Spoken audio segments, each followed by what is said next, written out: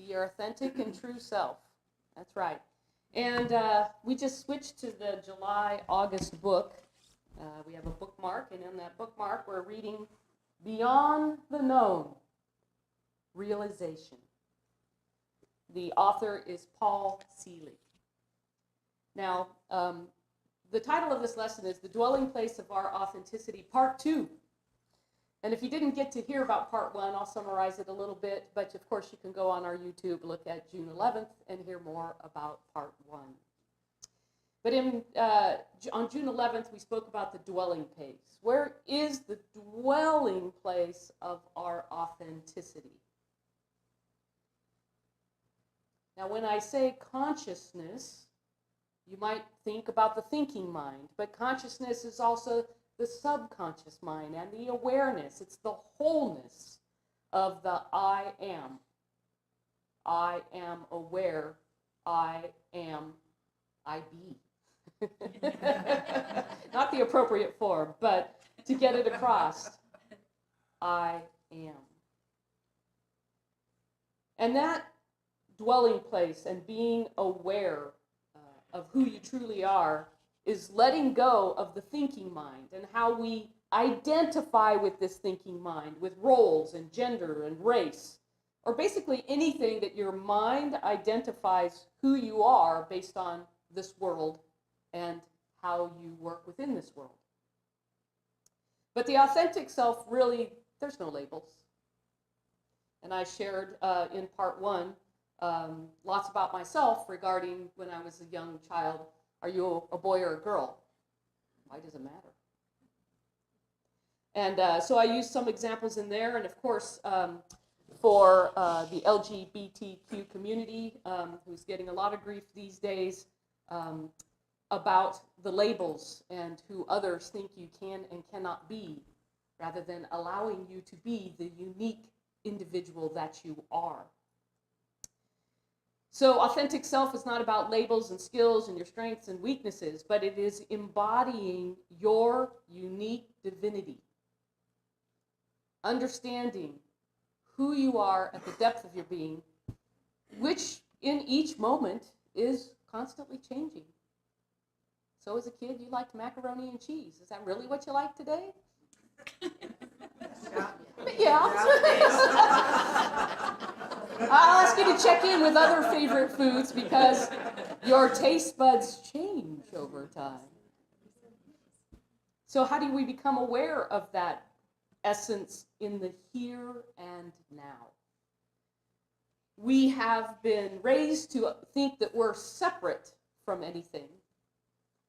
But as we spend time in the presence and know our true authentic self, it is not just a mental concept of we are one.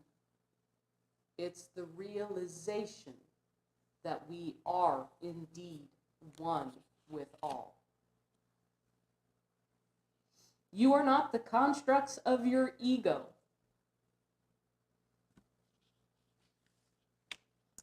I'll ask you to put up Eckhart Tolle quotes. Eckhart says, "You are not the thinker. You are the awareness beyond the thought. And the awareness can watch the thought, observe and feel the emotion, and observe our reaction. And when we observe the thoughts, then we realize that we are the awareness behind those thoughts, and we don't have to believe those thoughts. Whenever you're able to observe your mind, you're no longer trapped in it. You are the awareness, and ego implies unawareness. In other words, ego is not aware or, frankly, interested in your deeper self, which is the love and the wisdom that you are. Awareness and ego cannot coexist. I'm going to talk a little bit later about what does that mean to let go of our ego so that we can be in the moment in our awareness.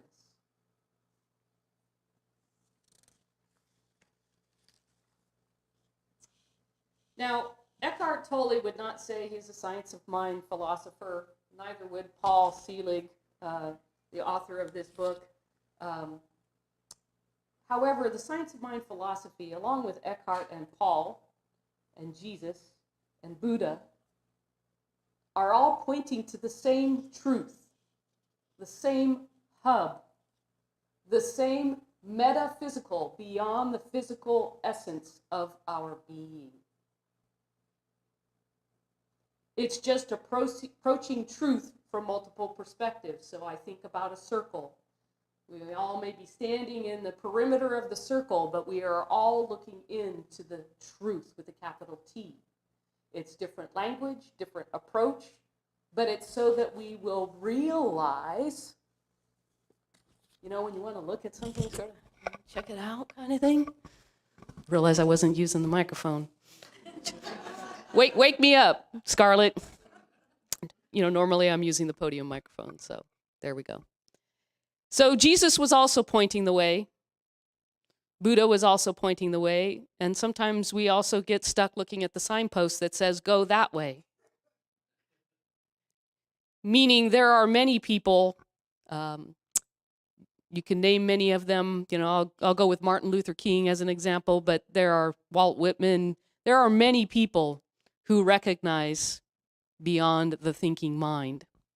And they all are trying to point a way. Not for us to stop at the signpost, but to walk the way. When Jesus said, I am, he was basically, you know, I am the way. Not out there, right here. And pointing inward makes it look like, oh, Kathy's pointing at Kathy. No, I am pointing at the spirit and authentic self that I am, the essence of the truth that I am. Now, in case you wonder what Dr. Ernest Holmes said about this, do not adopt the letter of my teaching, but the spirit of my teaching. And then you will find, as I did, that you will begin to formulate a system that is true for you. I learned for me, and you must learn for yourself, that you must develop your own faith and confidence in your own interpretation of God, humanity, and the universe. In other words, discovering your true, authentic self.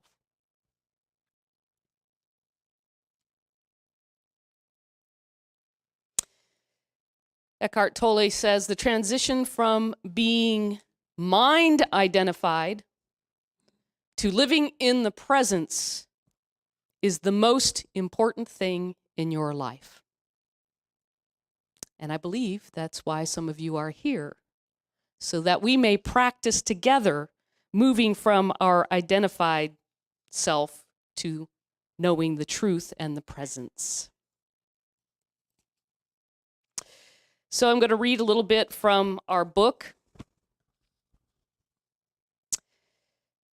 You are not making yourself one with the tree. You have already been one with the tree. You are not making yourself one with your neighbor. You already are one with your neighbor. Because you have operated in separation, every vocabulary word we could use to offer you this teaching will be counted in your own decibel, being told that you were born in separation. And as we move you beyond this to the experience and understanding that the experience itself is not a thing that is happening, it is what you have always been. In other words, friends, we're not making you one through this teaching. We are bringing you to yourself that has always been one. The difference here, for those of you who are fearful of this, is that you are not extinguishing yourself. You are expanding yourself and realizing the self as the broadcast of God that has come as you.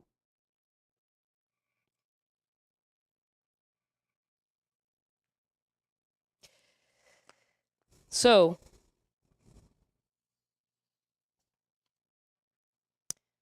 where can you practice being your authentic self? Picture of nature. The Rocky Mountain High was a perfect song because nature does that. Nature is not necessarily mixing itself in the world based on its mind. It just is. And we get lost in our doing and our thinking and our remembering and our anticipating, lost in the maze of the complexity and a world of problems. But nature can show us the way home, the way out of the prison of our own minds. We have forgotten what plants and animals still know. We have forgotten how to be still, be ourselves, to be where life is, right here, right now.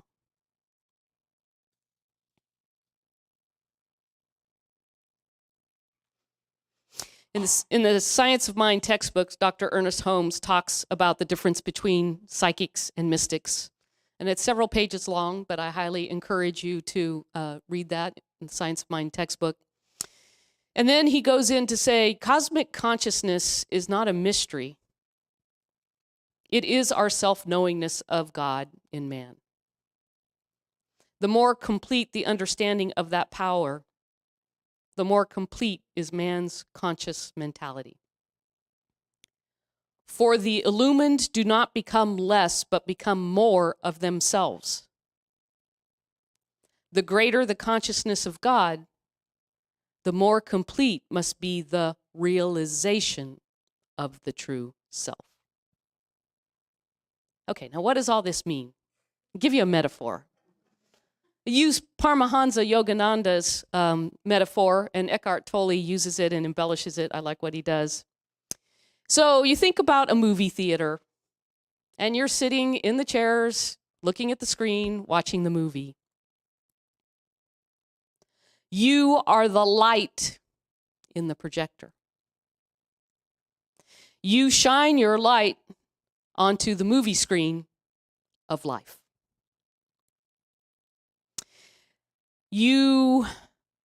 When you're in the movie, you become aware. Sometimes you get lost in the movie, right? Especially if it's got you really engaged.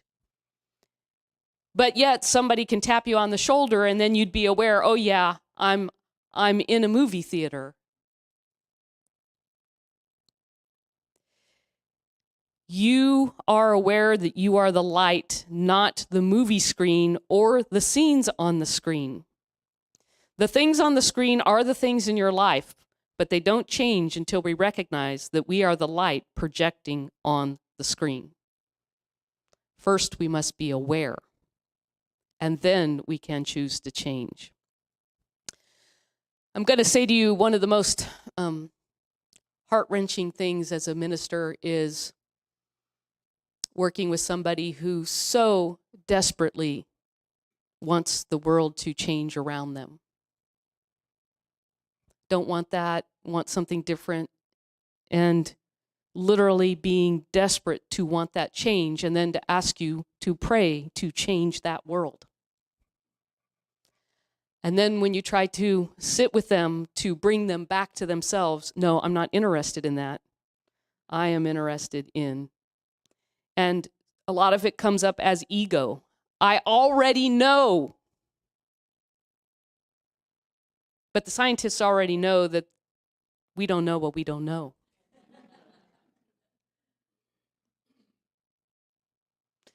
There's what we know. There's what we know we don't know. Like, I know I'm not a doctor. I know I'm not an engineer. But so much more of us is we don't know what we don't know. And yet, today's environment is very much about, let me tell you how. Let me tell you what I know. And as we live our life longer and longer, we become more solidified and we know life. And that's the ego who wants to be in charge.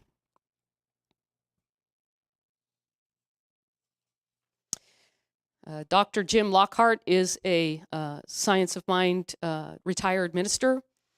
At the level of ego, our authentic self is whatever is currently programmed into our reactive mind, our first impulse.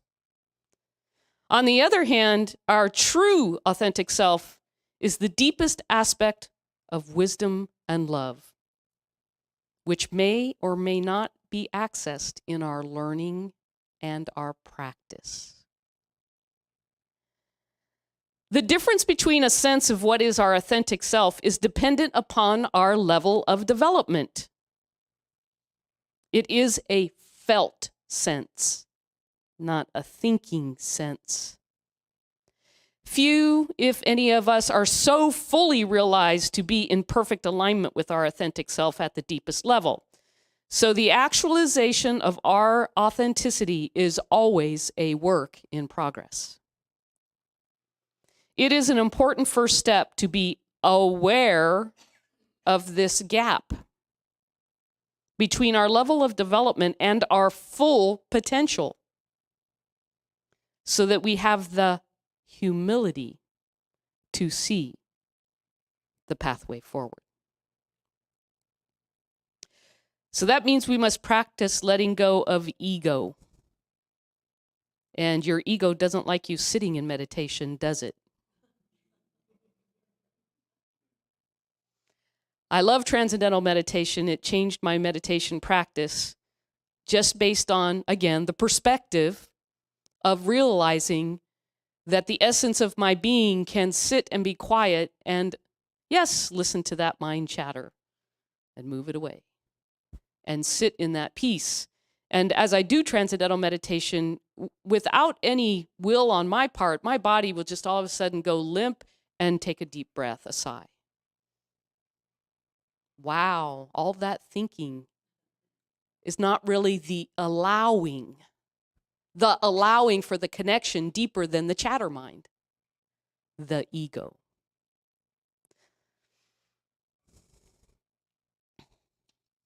So, how do we become more self-aware? Practice, practice, practice.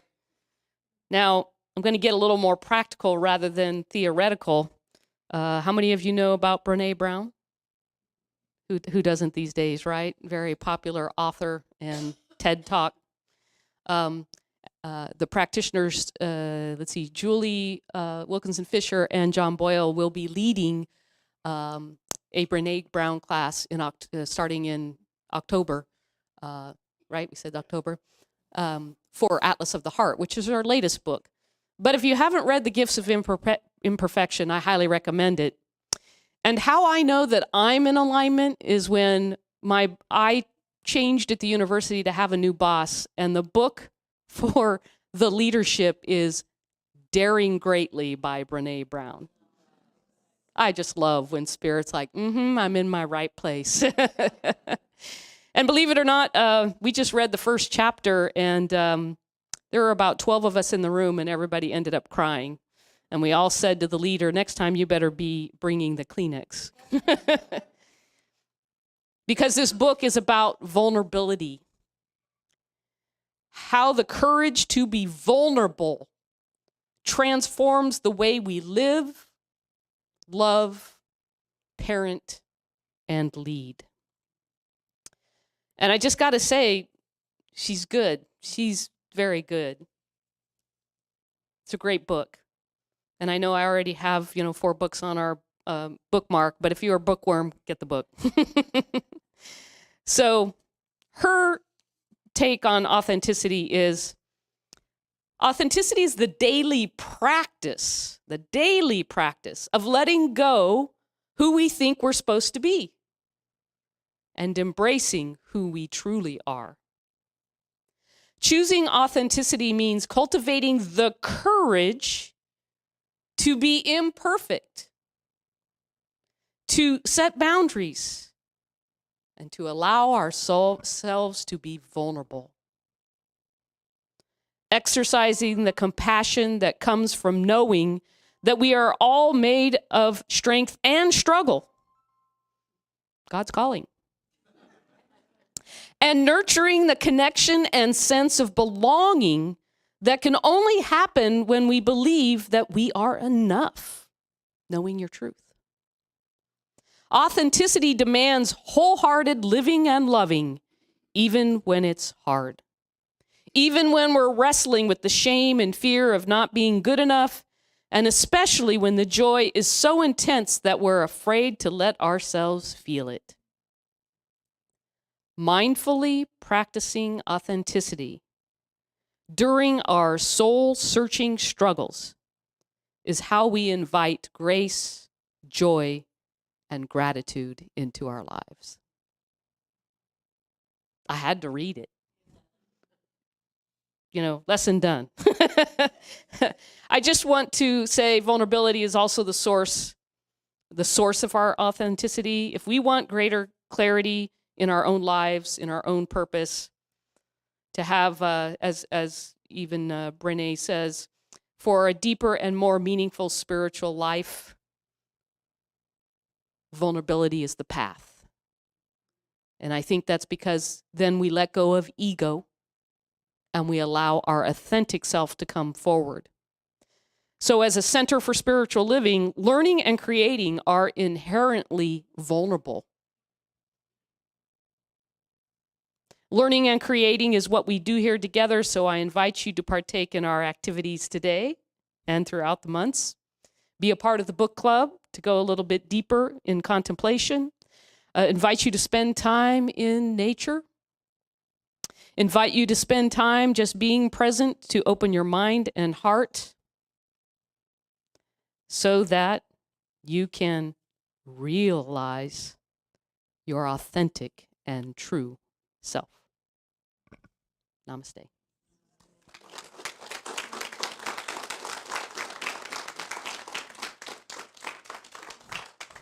All right, Dallas, I know you have a special song all lined up in perfect harmony.